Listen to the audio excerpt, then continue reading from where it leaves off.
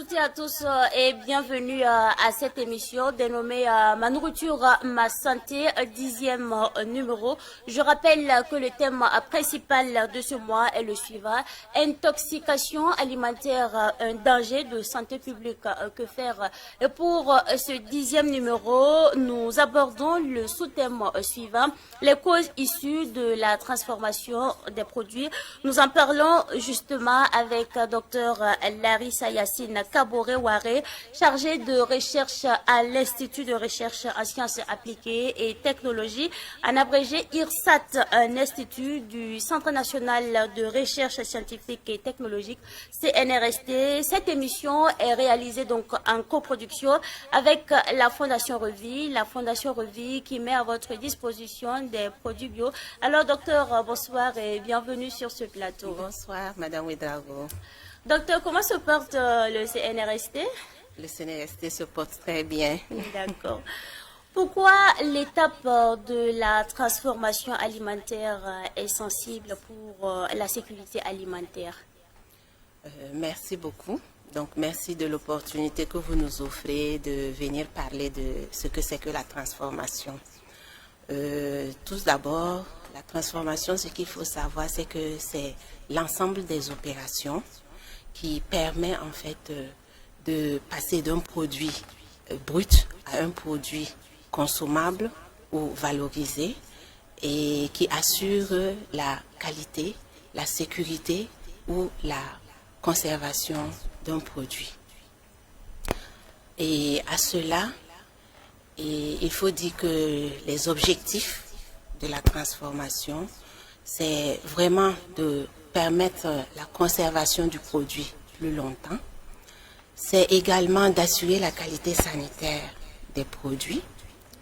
Et également, la transformation permet de rendre le produit beaucoup plus attrayant, plus attractif pour la population. Et il y a également le point où la transformation permet de faciliter le transport, le stockage d'un aliment. Et également, l'un des principaux aussi, c'est que la transformation permet la digestibilité. Ça permet aux produits que l'on va obtenir d'avoir une qualité nutritionnelle améliorée. Merci bien pour ces éclairages, docteur. Et à quelle étape estimez-vous que les risques de contamination sont les plus élevés durant justement la transformation? Donc, il faut savoir que les risques se trouvent à toutes les étapes de la transformation. Parce que, comme je l'ai dit dans la définition, la transformation, c'est quelque chose qui part depuis le produit au champ, donc depuis la production. On a la matière première, la conservation, et ensuite le processus de transformation qui met en question les différents process que l'on va utiliser pour transformer le produit jusqu'à ce qu'on obtient le produit fini, emballé, que le consommateur voit. Donc il faut savoir qu'à ces différentes étapes-là, il y a à chaque niveau des risques qui sont très élevés. Et quel est justement l'impact du non-respect du lavage des mains, des gants ou en tout cas des vêtements de protection? Disons qu'à ce niveau, c'est très crucial. Il faut même, disons, commencer par ça. Donc, avant de commencer la transformation à proprement dit, il y a des mesures qu'il faut prendre. Et l'une des mesures, c'est justement de se laver. Donc, on commence par se laver les mains, porter une tenue adéquate. Voilà. Donc, c'est très important de respecter ces règles. Sinon, lors de la transformation, on risque d'avoir un produit qui ne se lave pas sain. Voilà, donc, qui peut être contaminé par des micro-organismes, des bactéries, tout ce qu'on a. Un produit donc qui ne répond pas aux normes, si on peut le dire. C'est ça. D'accord. Et comment des équipements mal entretenus peuvent-ils causer une intoxication alimentaire? Et effectivement, les équipements jouent un rôle très important parce qu'il faut savoir que dans la transformation, il faut un équipement adéquat pour chaque type de transformation. Donc, il peut avoir une transformation au niveau des... Si par exemple, c'est des céréales que vous voulez transformer, il y a un équipement adéquat pour ça. Donc, il va sans dire que si tu veux passer à la transformation des fruits et légumes, tu ne vas pas utiliser les mêmes équipements. Donc, il y a toujours à ce niveau également différentes étapes, des procédures à suivre pour nettoyer les équipements, utiliser des détergents, des désinfectants, voilà, pour prendre soin des équipements avant la transformation et même après la transformation.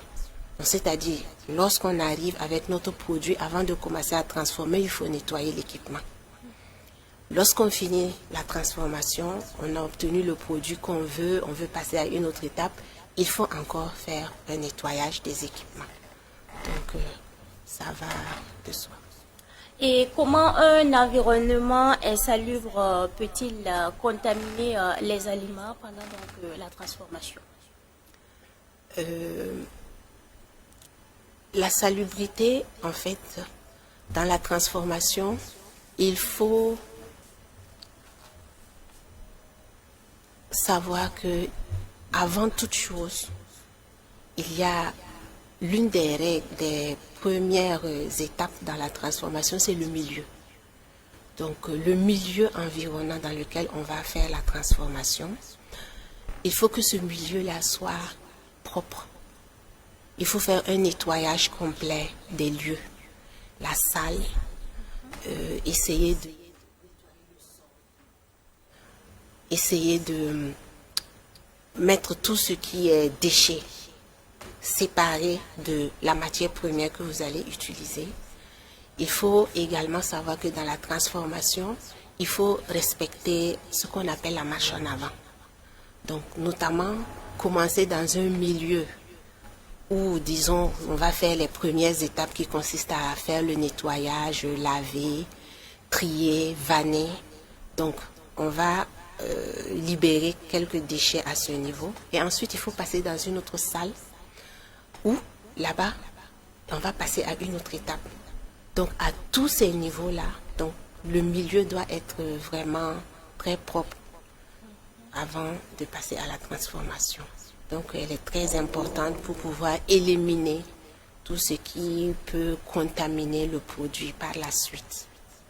Docteur, est-ce que la présence de corps étrangers tels que les cailloux, les morceaux de bois, la poussière peuvent favoriser l'intoxication alimentaire?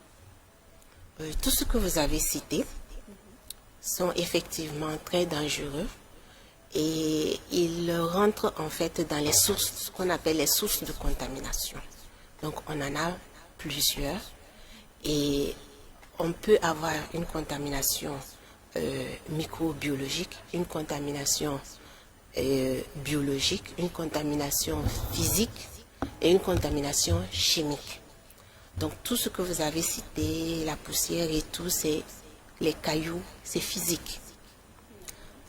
Et lorsque on passe à la contamination chimique, à ce niveau-là, c'est tout ce qui pourrait contaminer le produit de façon naturelle. C'est-à-dire, la matière première peut contenir, par exemple, des pesticides, des métaux lourds.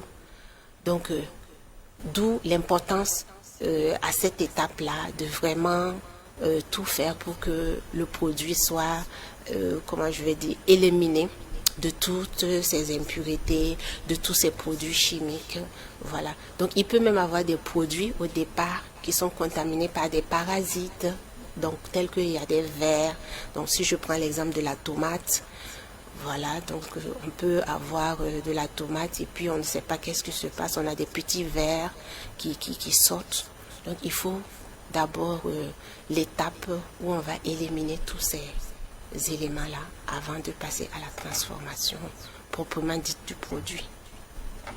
Et est-ce que les résidus de pesticides peuvent également affecter le produit ou disons les produits pendant en tout cas la transformation? Oui, bien sûr, comme je l'ai dit tout de suite, et ça peut affecter parce que s'il n'est pas très bien éliminé au départ, donc tout au long du processus, il reste à l'intérieur de votre produit et à la fin, vous aurez un produit fini mais qui contient justement ces pesticides-là, ces métaux lourds et tout. D'autres exemples de produits pouvant contenir des résidus de pesticides. D'autres produits, bon, j'ai donné l'exemple de la tomate, on peut rester sur les produits maraîchers, où on sait que lors de la production, on utilise beaucoup de fertilisants ou d'engrais, donc certains ne sont pas tous homologués. Voilà, donc normalement il y a des règles d'utilisation.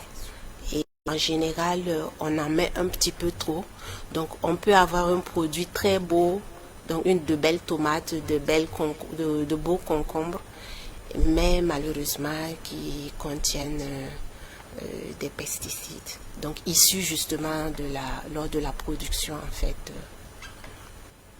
Docteur, lors de la cuisson ou lors du rafraîchissement de certains produits, est-ce qu'il peut y avoir des contaminations?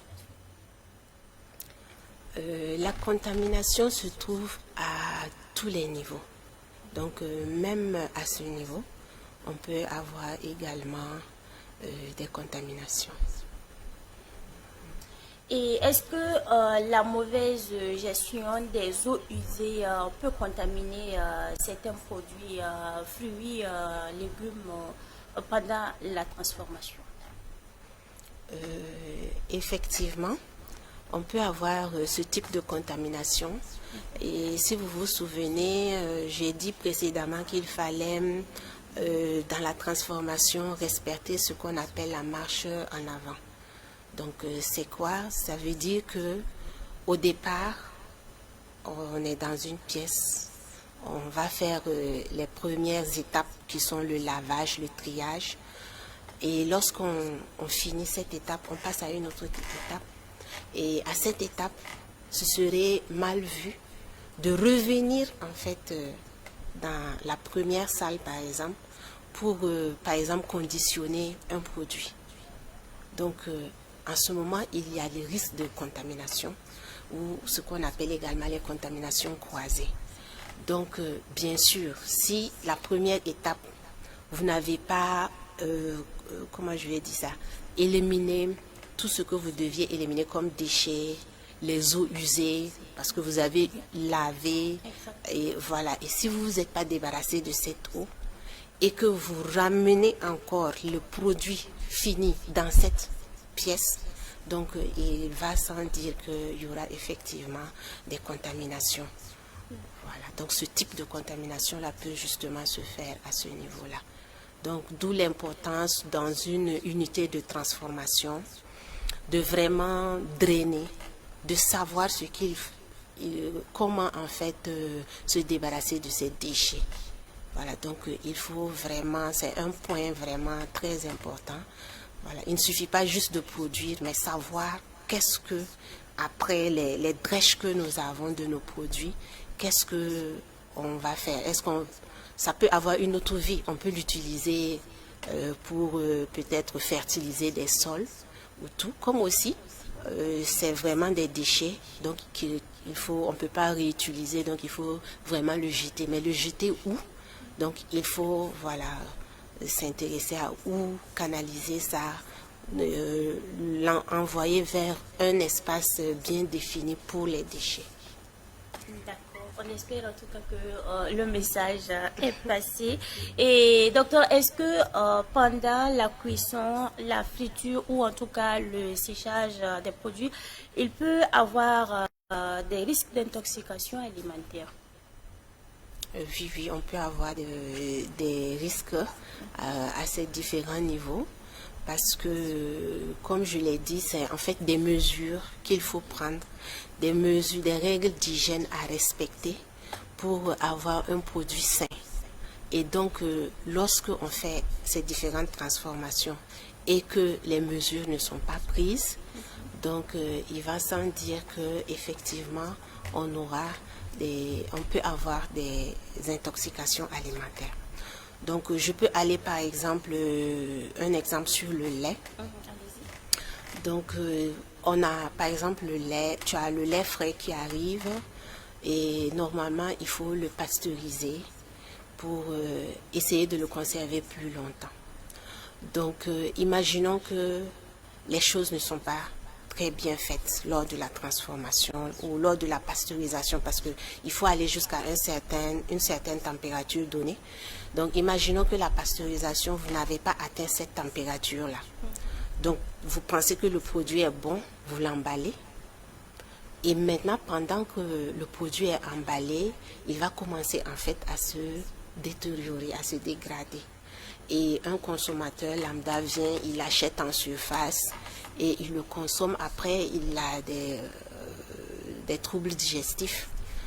Et donc, vous voyez que c'est dû en fait là à une mauvaise transformation du produit.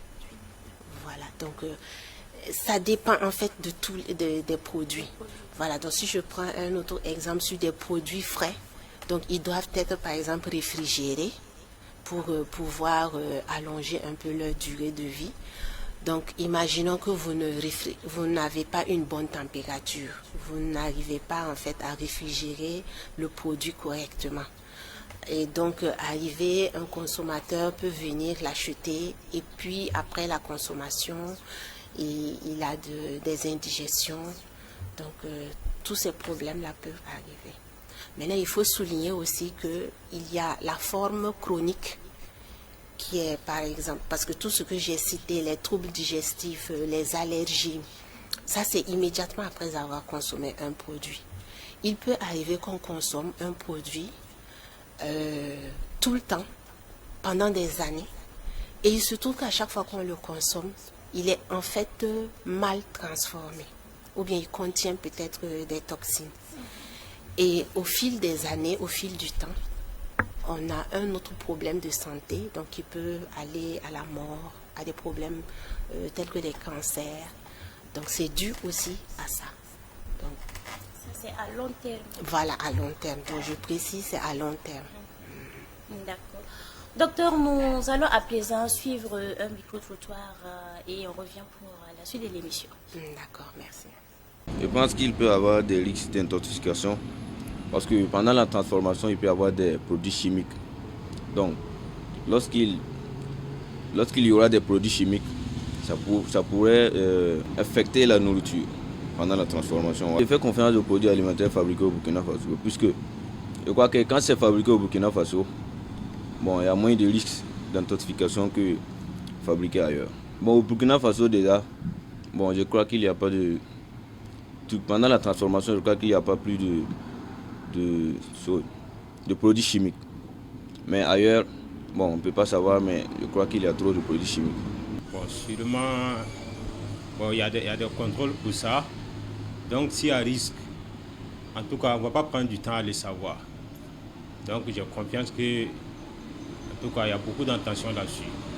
Parce que mon côté santé d'abord, parce que, bon, sûrement que, bon, à propos des produits chimiques d'abord, voilà, on sait que c'est des produits naturels.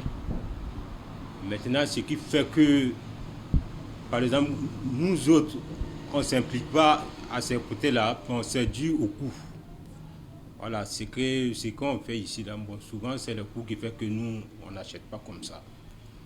Sinon, bon, côté confiance, là, ça seulement, il n'y a rien à faire. Dans la ville, nous remarquons qu'il y a certaines personnes, leur manière de transformer les produits en autres produits, c'est-à-dire des jus et consorts, ils n'appliquent pas les bonnes méthodes, c'est-à-dire c'est un peu sale. Voilà, c'est un peu sale, je peux dire. À travers cette manière-là, je pense qu'il y a des risques d'intoxication. C'est d'abord burkinabé. Comme le président a dit, il faut consommer burkinabé. Donc je préfère les produits fabriqués au Burkina Faso. Ce sont des produits locaux, très locaux. Et je pense qu'il n'y a pas de... Ils n'ont pas mis des produits à l'intérieur. Donc je préfère ces produits-là par rapport aux autres produits. Si l'hygiène n'est pas totalement bien considérée, voilà, c'est possible qu'il y ait un risque d'intoxication. Je préfère ceci, c'est local. Voilà, si les règles d'hygiène sont respectées, je ne vois pas le problème. Les produits qui sont fabriqués au Burkina Faso, quand on fait la remarque, la durée, elle est récente. Voilà. Les produits utilisés pour la transformation, c'est local. C'est-à-dire qu'il n'y a rien qui est importé. Et ensemble, on doit consommer burkinabé. Voilà, c'est sur ça que je me base pour consommer les produits transformés au Burkina Faso. Et je suis fier de le faire. Je crois qu'il y a un risque, surtout quand l'endroit n'est pas bien protégé. Parce que s'il s'agit d'aliments, donc on doit avoir un lieu vraiment sain, dépourvu de toute impureté, voilà, pour pouvoir garder, parce que c'est des trucs qu'on doit consommer, garantir le bien-être des consommateurs. Donc j'ai souvent vu des trucs dans des films où, bon, quand on ne fait pas bien attention, certains trucs peuvent s'insérer dans les aliments. Quand c'est fabriqué au Burkina, je pense qu'on a vraiment la même mise, on sait ce qui est mis dans les emballages ici. Parce que quand c'est venu d'ailleurs, on ne sait pas vraiment qu'est-ce qu'ils ont mis dedans, quels sont les produits chimiques utilisés. Mais quand c'est chez nous ici, franchement, je crois que c'est mieux. L'État a plus le regard dessus et a la main mise dessus. Donc c'est mieux, en tout cas, ce qu'on fabrique ici. Nous venons donc de suivre le micro-trottoir. Dans ce micro-trottoir, il ressort qu'il y a vraiment un problème lors de la transformation des produits. Docteur, quelle est votre réaction? Merci beaucoup. Donc, ils ont parfaitement raison. Et les problèmes, en fait, la transformation alimentaire demande une certaine rigueur. Ça demande aussi des normes à respecter. Donc, il faut savoir qu'avant, pour se mettre dans la transformation, il y a des règles qu'il faut savoir, notamment en fonction du produit que l'on veut transformer. Les règles ne sont pas pareilles. Donc, il faut d'abord s'informer sur ça. Ensuite, il y a aux différentes étapes de la transformation des règles d'hygiène à respecter. Et ces règles d'hygiène-là, on peut les résumer en général en ce qu'on appelle les 5 M, qui sont par exemple, le premier M, c'est sur le milieu. Donc le milieu où on veut transformer, il faut qu'il soit vraiment sain, bien assaini. On n'implante pas son lieu de transformation aux abords des caniveaux où il y a des déchets. Non, il faut choisir un lieu adéquat pour sa transformation. Ça, c'est un. Le deuxième M, c'est sur la matière première. Il faut savoir que dans la transformation, pour avoir un produit de qualité, il faut d'abord, dès le début, avoir des matières premières de qualité. Sinon, on ne peut pas avoir un produit à la fin de qualité. Ensuite, il y a le troisième M, qui est le matériel que l'on va utiliser. Tout ce qui est matériel, équipement. Donc, comme je l'ai dit au départ, en fonction aussi de la production que l'on veut faire, il y a des équipements adéquats pour chaque chose. Donc, ce serait mal vu d'utiliser un équipement pour avoir un produit donné. Donc, vous allez avoir un produit transformé, oui, mais peut-être que sur la finesse du produit, la qualité ne sera pas au rendez-vous. Ensuite, il y a le quatrième M qui porte sur la méthode. Donc, la méthode ici, c'est quoi? C'est comment est-ce que je veux transformer mon produit? Donc, j'ai pris l'exemple avec le lait. Je sais que le lait, je veux faire du yaourt. Et par exemple, je saute la partie de pasteurisation. Donc, même si je mets mon fermage, j'aurai un produit, mais c'est sûr que ce ne sera pas un produit fini de qualité. Donc, il y a une procédure à suivre, une étape à suivre que l'on doit connaître, savoir comment est-ce que je veux faire pour avoir le produit que je veux, quelle est la clientèle que je cible. Donc, ça, c'est la méthode. Et ensuite, le dernier M qui est la main-d'œuvre. Donc la main-d'œuvre regroupe un peu ce dont on a parlé, c'est le personnel.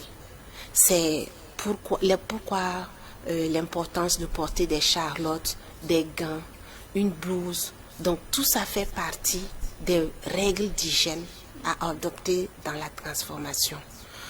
Donc il y a même au niveau du personnel la santé. Donc il ne faut pas être malade, par exemple je tousse ou j'ai un rhume et je viens pour faire la production. Donc ça doit être normalement signalé aux responsables qui vont peut-être t'assigner à d'autres tâches. Mais tu ne vas pas être en contact avec le produit pour justement éviter ces différentes contaminations. Voilà. Donc c'est ce que je veux dire. Donc en gros, pour résumer, c'est vraiment la transformation. Il faut suivre ces étapes. C'est obligatoire, sinon on ne peut pas avoir un produit de qualité.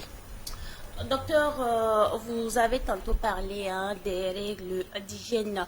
Dans les unités industrielles agroalimentaires, est-ce que les bonnes habitudes de protection que vous venez de citer là sont généralement respectées? En général, oui. Pour les industries agroalimentaires, oui. Donc, s'ils ne le respectent pas, ils doivent le respecter. Donc, mais normalement, oui, la plupart en général avec qui on traite au niveau de l'IRSAT, qui sont suivis au niveau de nous rassurons que ces transformatrices-là respectent ces règles d'hygiène. Donc que ce soit le personnel, comme je l'ai dit, que ce soit la matière première, donc elles savent que c'est des produits de qualité, il faut utiliser, voilà, sans quoi on n'aura pas un produit sain à la fin. Et est-ce que les unités industrielles agroalimentaires font souvent appel aux chercheurs comme vous par exemple pour avoir des conseils? Oui, bien sûr, et c'est ce que même on souhaite. Voilà, parce que notre institut, justement, l'un de ses objectifs, c'est d'accompagner les transformatrices, les transformateurs, justement, dans le respect des règles d'hygiène, des normes. Voilà, donc il y a beaucoup qui nous approchent naturellement lorsqu'ils veulent ouvrir leur unité, ou bien ils veulent de l'accompagnement, ou bien il y a d'autres même qui rencontrent des problèmes et qui viennent nous voir, qui sollicitent en fait notre accompagnement, et c'est avec plaisir qu'on le fait. Voilà, donc déjà on est dans cette dynamique-là et ça se poursuit, donc on appelle tout le monde à passer, voilà, s'informer, voir les modalités et tout, voilà, pour pouvoir. Docteur, quel message vous avez à l'endroit des producteurs, transformateurs et commerçants? À l'endroit des transformateurs, et je dirais que il faut qu'ils mettent de la rigueur dans ce qu'ils veulent faire. Il ne faut pas transformer parce que mon voisin transforme et que ça marche bien pour lui, donc je veux m'y mettre. Il faut vraiment respecter les différentes règles, s'informer, aller à l'information, parce que vraiment lorsqu'on s'y met dedans, on voit que vraiment il y a une panoplie de choses à respecter, à faire, pour à la fin avoir un produit vraiment qui va être attractif et qui va intéresser pas mal de consommateurs. Bon, à l'endroit des commerçants, je dirais que également à leur niveau, ils ont une part, parce que il faut qu'ils acceptent transporter les produits en fait en ne détériorant pas la qualité en fait des produits, parce qu'il y a des produits qui sont très bien faits et lors du transport survient un problème qui affecte après la qualité du produit lorsqu'il sera dans les différents rayons en surface. Donc c'est le transport qui est à la cause de ça. Donc, ils ont leur part des choses. Surtout si c'est des commerçants qui font d'une ville à une autre pour acheminer certaines denrées. Donc, il faut faire très attention. Donc, là-bas aussi, il y a différentes règles à suivre. En fonction, donc, je dois dire comment je vais dire, en fonction de ton activité. Il faut savoir qu'il y a des règles à suivre et il faut tout faire pour les connaître et puis essayer de les respecter pour que à la fin tout le monde soit content. Maintenant, à l'endroit des consommateurs, je les appelle vivement à ne pas hésiter à faire des retours aux transformatrices pour qu'elles aient une idée. Parce que c'est vrai que quand tu transformes, tu es focalisé sur quelque chose, mais lorsque un consommateur vient te faire un retour et que tu tiens compte de ça, donc tu augmentes en fait, comment je vais dire, tu augmentes C'est une critique positive. Positive, oui, qui va te permettre de grandir, d'évoluer dans ce que tu fais. Donc ne pas hésiter et puis, à faire des retours et puis aussi exiger même à ce qu'on leur donne des produits de qualité parce que le consommateur aussi a sa part. Parce que s'il désire avoir des produits présentés comme ça, les industriels seront obligés de satisfaire leurs besoins. Et donc, à leur niveau aussi, il y a de l'exigence, de la rigueur.